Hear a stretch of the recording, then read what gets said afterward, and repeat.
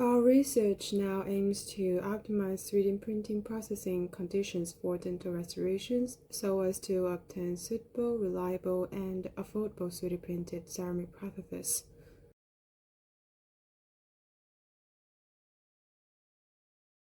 There has been rapid development in additive manufacturing that has brought it to the forefront of recent attention. Despite AM has been reported to be used in several processes for the fabrication of dental ceramics, there are still many problems. Issues have yet to be clarified, such as optimal abutment shape of the teeth.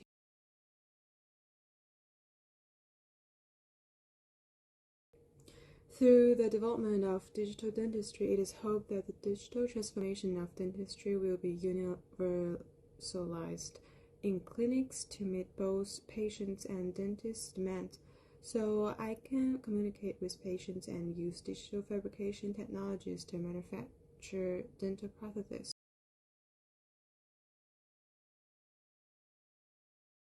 Contrast to traditional methods of dental restoration production, the 3D printing in dental application can be extremely beneficial.